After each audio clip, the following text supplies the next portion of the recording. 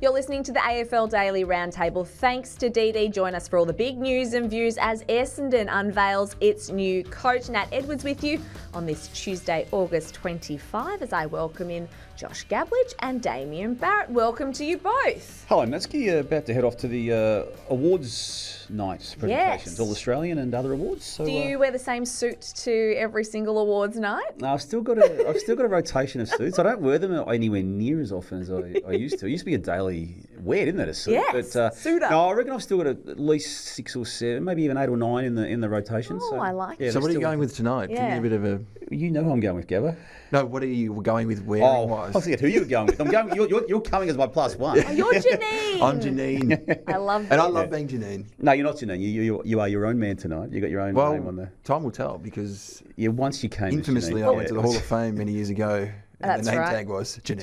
Janine, yeah. But I want to know, are you guys coordinating your outfits then, given you're going together? I'll be wearing a suit, a shirt, and a tie, which is the dress But what code. colour? Gabba. I might go with navy. Navy, Yeah. Josh? Oh, I haven't got to that yet. No. Okay, well, don't go navy because you don't want to be matchy-matchy. Oh, Do you think anyone's going to think, oh, those two are wearing navy? I think Yes, I three would. quarters of the room will be in navy. Yeah, I no, reckon. that's true. Just be a bit different, a little velvet suit or something. I don't think so. No. All right, you might want to get that off your chest. Let's get into it, though. It's time to talk footy with Get It Off Your Chest. The Crows were robbed right in front of me. Right in front of me.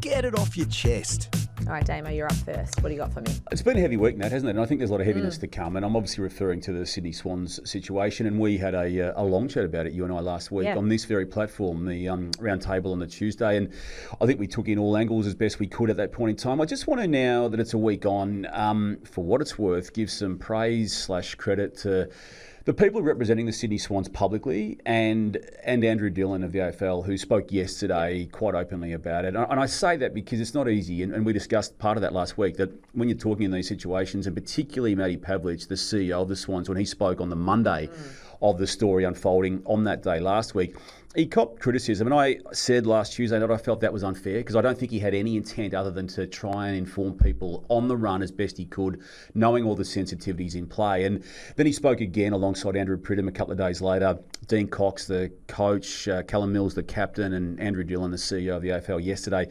I think they've all handled it as well as they possibly can, bearing in mind the police charges and the police investigation here in Victoria is still ongoing and will be for some time. I think they've updated as well as they possibly could have under all circumstances. Just on that, Damo, you and I discussed this in the early hours of yesterday morning before Access, but Callum Mills is someone who has polarised in terms of where he stands captaincy-wise in the competition. Hard to judge externally, but I thought what he did on Friday, the way he spoke, handled the situation, and then performed on Sunday, handled it post-game as well, was quite impressive. Yeah, I agree, Gabbo. And I remember having a reaction when the Swans, who were coming off a bad season last year, so to speak, where he was reinstalled as captain. And I was thinking, it's time to move on from him. I think we now know why they kept him, Yeah. don't we? Yeah. Yeah. Totally. Not that he wanted to be put into that situation last week and be spoken about the way you are now about him. But that was why he has been now captain for a long time already and has still retained the role going into this year. And you saw the actions too, getting around the AFLW Sydney players as well. And a moment that sticks with me is Errol Goulden. He's going through his warm-up and then took a minute to go over and hug some of his AFLW teammates. And I just thought that was, just a beautiful show of solidarity and support for everyone, which has been such a horrible week. And good on the 16,000 people that got out there as well to the SCG to support the AFLW. I thought that was a really significant moment and probably something that just reminds you that they're still good in this world. Just on that note, a lot was made of people departing, but people depart doubleheaders all the time. Did you think it was the day that unified the club? I think so. I really do. And I would say to, even before the game when there was talk about people just leaving for the men's match, you got to think about the men who are out there are the ones that aren't in trouble. And they also deserve support in what would be a very, very challenging situation. So I think, it's easy to tar every man, every footballer with this brush, but that is not the case. There are so many good men in the world. There are so many good footballers in the world that do a lot of good And I think we need to remember that this is not not another footballer situation. So I just think it's pertinent to remember that. Josh, get it off your chest this week. Well, Nat, I think qualifying for finals certainly helped Josh Fraser land that gig at Carlton, despite the fact Graham Wright didn't believe that. But if they beat Melbourne on Saturday night, I think he's now got the case to be Coach of the Year. I wrote about this last week. Yes, I love this. And historically, Damo, Ken Hinkley led Port Adelaide Football Club to a finals win in his first year back in 2013. Luke Beveridge led the Western Bulldogs in his first year to the final series in 2015. Both of them won the Alan Jeans Award. I think Carlton have got more than one win left in them this year. But if they have that win on Saturday night, I think it will become official that he is the Coach of the Year. When you consider everything that club has been through this year, I know Stephen King and Justin Longmuir both have compelling cases. Others have too, but to pick up a club at 1-8, to lead them to a wildcard position right now, potentially deeper. They don't vote on this until after the prelim weekend, so there's still plenty of time. They wait till that week, do they? They wait until after that game. Yeah. Well, just on the raw numbers, he is the best coach in the time he's come into the system for round 10 as it was. They're on top of the ladder. Yeah. They're on top of that ladder, that form ladder since then, even greater than the Fremantle Dockers who finished top of ladder. So, yeah, I'm not going to shoot that theory down, Gab, but I'm a bit old school in that regard. I always at this stage of the conversation go to the team that's on top of ladder, and that is Justin Longmuir. So just on that, I ran the numbers. So this award's been around for 23 years. Only 10 times did the premiership coach win the Allen Jeans. Because it factors in your resources, where you've come from to start the year. Yeah, it does. And obviously it's an opinion game when the coaches sit down and put their names to the votes in prelim final week. I like it from you, Josh Fraser. I mean, I think he could get it after beating Fremantle at the weekend, although some people would argue that Freo didn't really have that much to play for, but it was still a terrific win. My get it off your chest this week is first impressions last. And it leads us into our next conversation around Essendon and the appointment of Mark McVeigh officially as new coach. But I thought in his first press conference as Essendon coach, he was impressive. I think he answered all the questions really well. I think it was clear that he was trying to unite and bring together a football club from its supporter base to its coterie, which I've never heard so many times the coterie word mentioned in a press conference. It is Essendon, though, Nat, so it you is. There's about 5 times. But I thought he was super impressive, and I think this is the right step for a football club that has been in trouble from a football sense, for a very, very long time. And I think if I was an Essendon fan, I would feel positive about this appointment. But let's delve into it a little bit more, because he's signed on as the coach until the end of 2029. He's going to start immediately, and the board was unanimous in its decision to appoint McVeigh as coach. I just want to get to, I guess, the first part of this, which is, I'm not going to say factions, but there was a concerted campaign for James Hird to be coach, and now McVeigh, his good mate and ex-teammate, is. A lot of discussion about uniting the club all as one. Let's take a listen to McVeigh and Andrew Welsh, Essendon president. Lastly, I want to call out the Essendon ARMADA, the thousands of supporters, members and coteries. I don't ask for your patience. I ask for your realignment to our club. I sit here, year after year, and we get people coming out of the shadows that want to challenge the board. I can tell you, since I've been here, this club has never been more united. So these people want to keep living in the shadows and come and try and destabilise our club. We don't jump at shadows. I like what they said, and in particular, McVeigh's use of the Essendon ARMADA. I love that. It just, my ears pricked up when he said that. What do you make of that, Damo? Because this club is fractured in a lot of ways when it comes to their supporter bases. There's a lot of politics that come into play as well. This is now a time where everyone needs to be on the same page. Well, they can be now. They've just got rid of another coach and an interim coach, and all they've got is selling message. And it was impressive. I agree with you. I'm not taking anything away from what they did. Did you buy the message? I don't buy anything at Essendon until they get some results. And I mean that. I mean, it's been 20 years of poor form. And, I mean, we heard the same things when Brad Scott was installed as coach, and David Barham was telling us that this was the time the club changes. And then prior to that with Paul Brasher and Ben Rutten, and then John Worsfold prior to that. It's all words at Essendon. And the words for today were good. I'm not trying to take anything away from what they've decided to do. And I think when you analyse it, the McVeigh appointment is very valid with where this club is at. But let's just go and see some wins. I know they know that too. I'm not telling them anything they don't know, but I've heard all this before from Essendon. What did you make of the appointment, Josh? I'm really impressed by the way he addressed the elephant in the room. Clearly the James Hird situation looms large, and he revealed the conversations that he'd had with James last night, this morning. He used the expression, I love James Hird. I want him to be 100%. If there's a role for him that he wants, he'll have it. Well, essentially is what he said. Let's take a listen to what he said on James Hird. Tony, I love James Hird. He's one of my best mates, and it was difficult to go through the process against a good friend. I don't fear those people. I actually embrace how they feel, and I understand it. To be fair, going forward, I'll have those discussions with James. Absolutely, I need to know where his footy journey is going to go from here. As I said, we speak regularly. We always have. He's certainly on the top of my list, mate. So there's no doubt about that. Top of the list. That was a big statement as well, trying to get Hird back. I mean, gut feel at this point in time, do you think James Hird could entertain a role? I feel like if he wanted to get back into being a senior coach, which he said he wouldn't coach any other club apart from Essendon, but that tune changed slightly across the weekend. I think it was on Sunday on Footy Furnace. He kept the door ajar. Do you think he should just go elsewhere and look elsewhere other than Essendon? I think he should. If he really wants to be a senior coach again, go elsewhere. He revealed on Sunday night on Channel 9 that other clubs have approached him to consider roles. But one thing that McVeigh's been aware of the whole time, Damo, is if he got the job, there would be this backlash. This hasn't surprised him that there are some sections of the fan base that are so pro-Hird and so obsessed with one of their favourite sons that it was going to blow back on him. He couldn't have been more impressive the way he handled it today, Mark McVeigh. Oh, Mark McVeigh couldn't have been more impressive, no.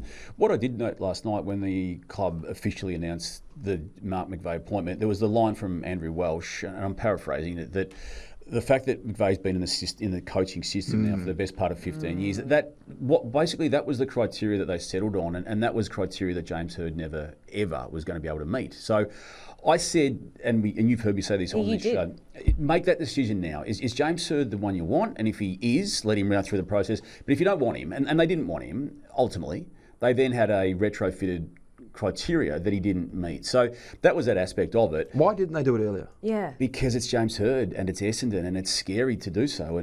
But why? Just be upfront and direct with people. Yeah, well, I think they've strung Hird along. They have, and you could see the hurt. Yeah. When he spoke on Sunday, the genuine disappointment and the hurt. Why would you do that to someone? Because the reasoning for appointing McVeigh, Hird didn't match and meet. So that was that part of it. In terms of Hird potentially being there, he made it really clear privately for the whole way through to even, I believe, Andrew Welsh, but certainly other people, that he was only in it to be the senior coach and he would not entertain any other role at the club. What I will say, sometimes the anger and the hurt and the disappointment that's clearly at play now for James, that'll dissipate at some stage. Time changes all aspects and it changes perspective and context. And maybe if Mark McVeigh knocks on his door, let's just for want of a timeline on the calendar, sometime around the draft period, a few weeks, months down the track, it may be a different answer. So I wouldn't rule it out, but you ask Gabbo, gut feel still says no. And Dean Solomon is the other one that's been a bit of conjecture about his future at the club, the interim coach. And Mark McVeigh also said that he would love to have Dean Solomon with him. He said the home and away saga and drama, which I think Dean Solomon referred to in his press conference last week or the week before about a falling out between the two, he said was completely false. So we'll see what happens with Dean Solomon. The other, I guess, part to this is, so yes, top of his list is James Hird and reaching out to James Hird, but Mark McVeigh will need to have a conversation with Zach Merritt, who, as we know, tried to find his way to Hawthorn at the end of last year via the trade period. We expect him to do the same. I'm keen to get your opinion, Damo, on this next little sound grab from McVeigh, because to me, the way I read it was he already knows Zach Merritt is on his way out. Zach and I have just met earlier as I walked in. I've got a huge amount of respect for Zach. He's done so much for the club. You must respect your champions. I think it's really important we understand the players' feelings. It's not just about the club's feelings, it's about his feelings and where he's at. I want him to be here, but I'll listen to him as well. I love that answer much. But clearly that sounded to me like, we respect Zach, but he doesn't want to be here, so we're just going to let him go. He would love to be able to say, I've just spoken to Zach and he's told me he's staying. Yeah, and he wasn't able to do that. But I think what he said beyond that point was as classy as you could get in that moment. And there's not going to be the resistance on the back of that answer, I think. Because Andrew Welsh, and rightly so for Andrew Welsh's time frame last year, he drove the resistance to not trade him on the deadline day. And I don't feel that to be the case this year. And they've got to get everyone now who wants to be Essendon, doesn't want to be part of Essendon. That's where this club is at the moment. A big tick for two assistants that have done long apprenticeships when you think on the back of Josh Fraser only a couple of weeks ago. Mark McVeigh, both of them done so much work. And one thing with Mark McVeigh, he's lived the best part of 2 hours away from Sydney Swans HQ. 2 hours each way he drives each day. At 4 a.m. he leaves home. Lives Where on does he live? Central Coast. So he's just been grinding it out for years. He did the same when he worked at the Giants as well. Finally gets an opportunity at 45, and he had a great line today about walking in with both parents at the age of 17 when he'd been drafted, and returning today as a 45-year-old with both parents being announced the Essendon coach. And he might want to find somewhere to live that's maybe 5 minutes down the road from the club instead of a 2-hour drive. He was talking about how he left home at 4 a.m. I mean, that is that's dedication right there, but that is a hard slog, especially with a family. One other interesting thing he also said was his 3-year plan that he wants to have Essendon back in the finals, but you can't coach Essendon on nostalgia. So I just found that really interesting line as well from Mark McVeigh's press conference. But overall, I think he was fantastic, and I'm buoyed for Essendon fans. I can't take you seriously when you say that, but That's genuine. I love this detail in Cal Toomey's piece earlier today that everyone at the airport on Sunday night was waiting at Tullamarine, but Essendon flew him into Avalon Airport. Smart. And they met him there and drove him up the highway for that board meeting. Very smart. I like it indeed. Hey, there's still plenty more to come on the AFL Daily Roundtable. I've got a question to pose to both of you after this. Worried or not about some of our finals contenders after losses in round 24? Of course, we've got Fact or Furphy still to come. Stay with us. Hey, it's Kyle Aaron from the Brisbane Lions, and you're listening to AFL Daily. Subscribe wherever you get your podcasts. All right, Josh, you're going to go first. Are you worried or not about Fremantle after they lost by 37 points to the Blues? Worried? Absolutely not. No, I mean, they've had minimal to play for. I know they've dropped 2 of their past 3, both in Melbourne, which will, if they do progress to a grand final, will raise questions. But they still got close to the Ds. I think when you've sewn up the minor premiership, that's human nature. A long way out. I mean, they manage players out of games. They manage players within games by way of the amount of game time played. Luke Jackson played less than 70% of the most recent games. Alex Pearce didn't play against Melbourne. Against Melbourne. Jai Amos comes back in, so too Murphy Reid, so too Switkowski, so too Chapman. They've got some rest in game into Brayshaw and Sarong and others in that midfield. So I'm with you, Gabbo. I'm not at all concerned. Now, again, the next game will prove to us whether they're capable of getting through a final series against Hawthorn, but I'm not worried, especially in the 2 weeks leading into it. That home ground advantage where they haven't lost it all this year. Wharfy time. Damo, Melbourne, after losing by 21 points to the Dogs, are we worried or not? I am, but it's not so much the loss of the Bulldogs, and the Bulldogs were fantastic. That arguably was their best game of the year, and what a time to produce your best game of the year. There might be other games that other supporters of the Bulldogs may say were better, but on what I saw, that was as commanding as they've been all year in that context. So what I'm worried about Melbourne, though, is the soreness clearly of Jake Lever. And do we know yet, Gabbo, if he's in or out with that foot? I know he's sore. I know that Jacob Van Rooyen has still got 2 matches to serve of a suspension as fact, and I still don't know. And you might be able to tell me. He didn't train today, Jake Lever. There is doubt around him with that foot issue. And then Matt Jefferson as well. I mean, what have they said to this point? He is a test. Yeah. He ruled out any structural ligament damage yesterday, bone bruising, pain management situation, but with no Jacob Van Rooyen, and no Brody Mychek, would be a really difficult task. That's why I'm worried, worried, Jefferson. Yeah. Would you bring in Jack Viney? That was something that Stephen King was asked today, and clearly he's got back now. He's short on match practice, played just the 1 VFL game, some other scratch matches. And the way he has played football for 15 years is not the way that I see Stephen King wanting his players to play. That's not Jack Viney's fault. The reason I raise that, I think ideally you'd have 3 or 4 games of lesser note than a final. Well, that's the thing. It's a different kind of intensity, isn't it, at finals level? It's a double step up from VFL. Yeah, it's just a huge call. Vice captain, spiritual leader. I'll be bringing Melksham in so good. For sure. For sure, given the worries about the other forwards. Okay, and Collingwood, after losing by 63 points to Brisbane, worried or not, Gabbo? Oh, definitely, but more worried about the issues down back with no Braden Maynard again.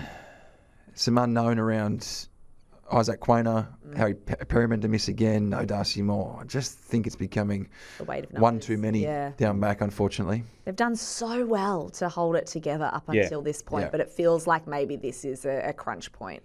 Look, I reckon I phoned it in, that game against Brisbane, in terms of, it's just the way a lot of clubs use round 24 for various reasons. I mean, Fremantle, we just discussed, they use it a certain way. They lost a game of footy. So why'd they play Scott Pendlebury? Well, I think Scott just likes adding a game to his tally. But no, that's fair enough. That's fair enough. But it's taken a toll, hasn't it? Because he's now not playing this week and may not be seen again. And the last time he was seen in the previous season, he went down with the calf in the early stages of a prelim final. So, that's the concern. And I'm with you, Gabbo. I think the Maynard, because I was in my back of my mind was thinking he's playing, but when he broke down again at training, it just takes it out. So. But I'd take out the Brisbane game as the consideration. That's a one-off? Yeah, I'd be going back to the Hawthorn draw as the way I'm going to rate Collingwood, and as such, I'm not worried. No one wants to revisit that draw. It was a debacle. Okay, it is time now for Yes, I Said That, thanks to Dee Dee.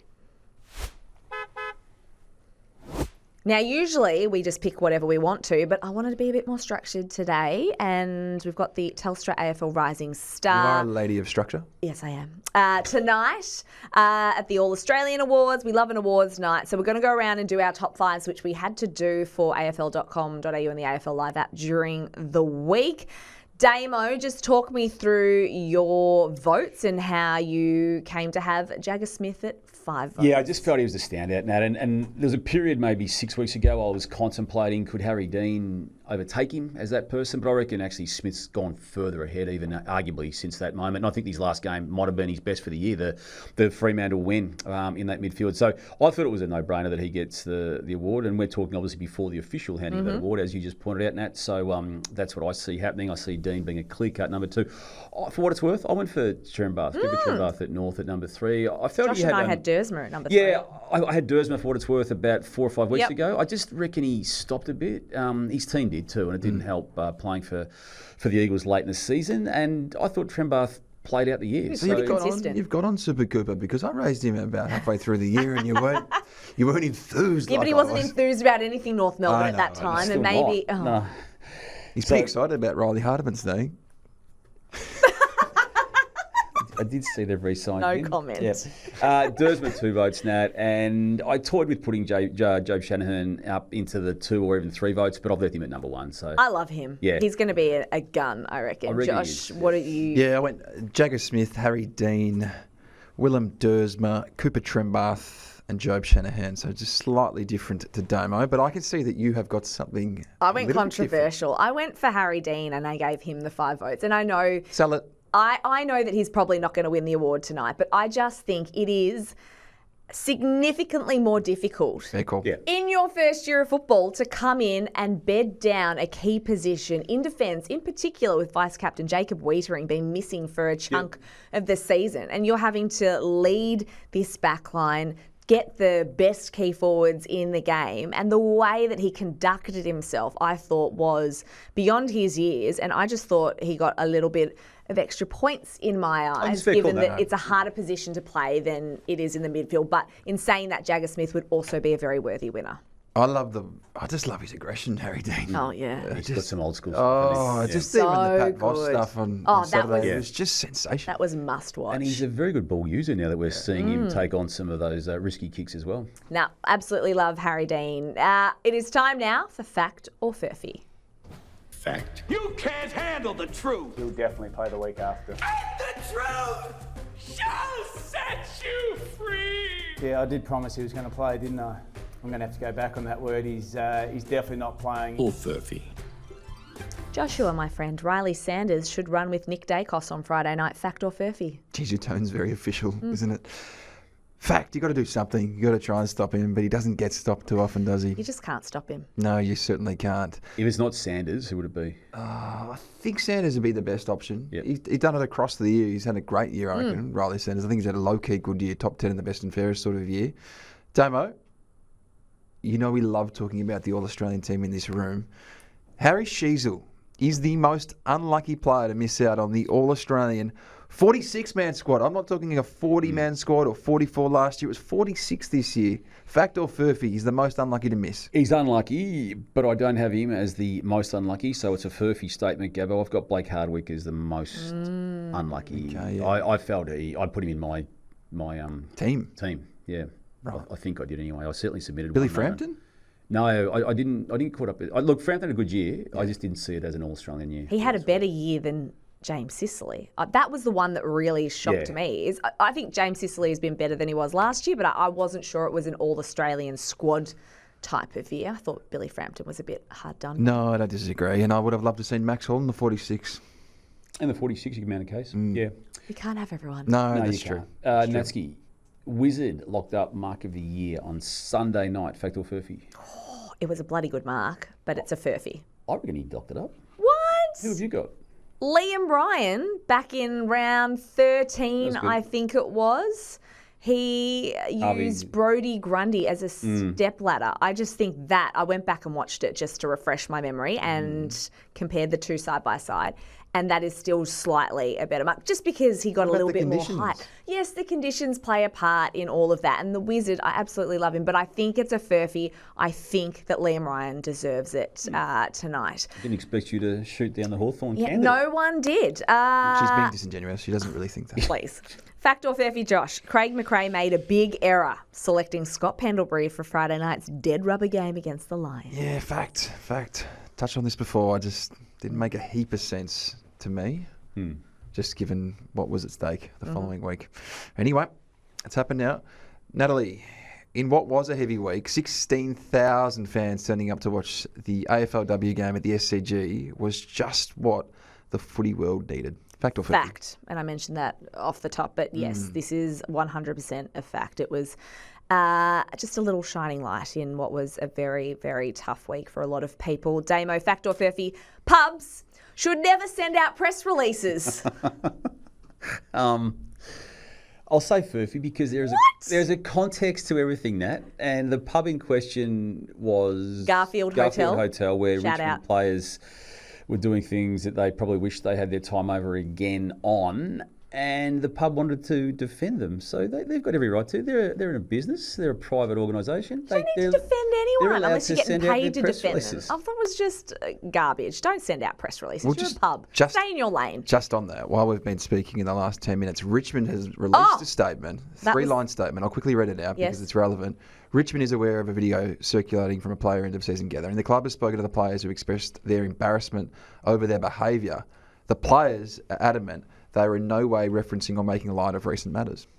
And those recent matters would be those allegations of sexual assault against a Sydney player. So just on that, I mean, for the purpose of this conversation, you've just dropped that in there now. I'd take them at their word at that because there's no way anyone could absolutely know what they were referring to without at least asking the question. Well, that is the thing. Them. So when I looked at the vision, that's where my mind first went. But that's probably recency bias. And I look at that and go, okay, if they are mocking that, then that is absolutely disturbing and vile. But again, we cannot be 100% sure or certain that that is what they were doing. And whatever they were doing looked ridiculous and silly in itself. But it's one thing to look ridiculous and to then link it to the biggest scandal the game's seen. Agreed. Without asking the question. Yes. So, again, if people want to pull that statement apart and find out that they've maybe told some mistruths in it, go your hardest. But there is media out there reporting it as fact. That's what they were doing without asking the question. They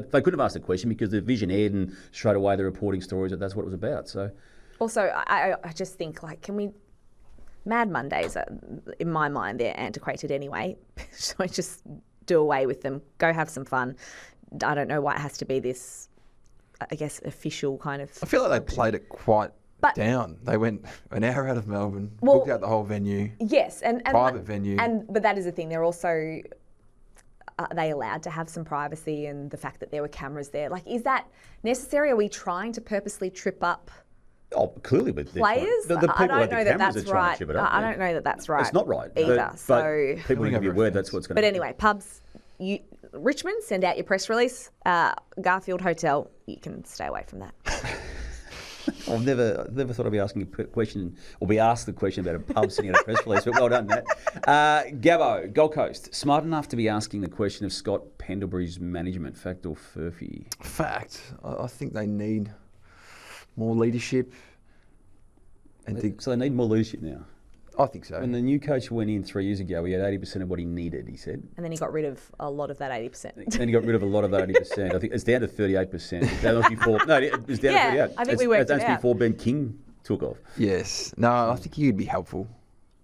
Yeah. And as an on-field coach as well. I mean, they're stepping backwards. Clubs have been putting to Scott Pendlebury proposals for him to play 1 or 2 years and then to be an assistant coach within those 2 playing years and beyond that for the best part of 7 seasons already. Wow. And he's always said no. Yep. Damo, if Nick Dacos is best on ground this Friday and the Pies win, is it beyond debate that he's gone past the Bont? Fact or furphy?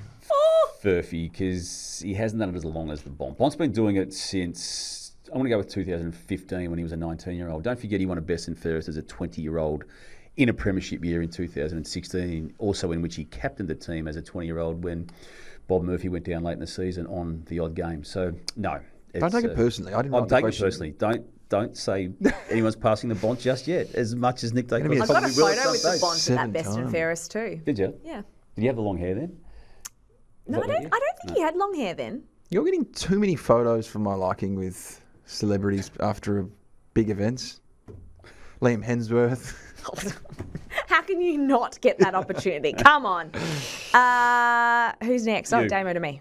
Oh, it's me to you. Sorry. Yeah, I read that the other way around. Footy boots are overrated, Nat. Yes, they Fact or are. furphy? And if you are listening, we're going to play some vision. So you might as well jump on AFL.com.au and the AFL Live app and watch this episode of AFL Daily. But this is vision of Ed Richards from the weekend.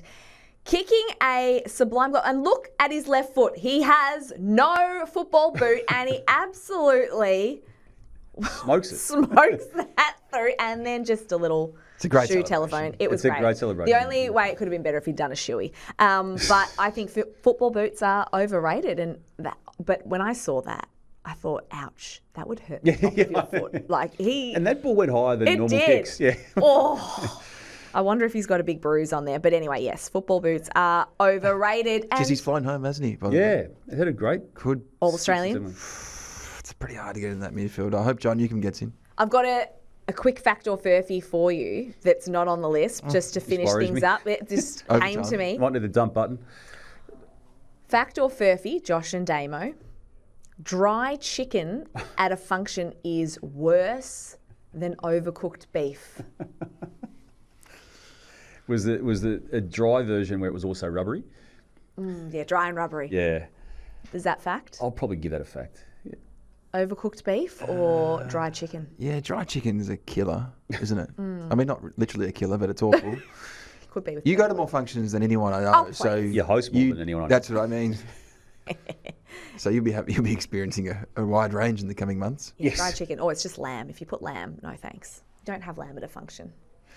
Damo and I might go half-half tonight. Oh.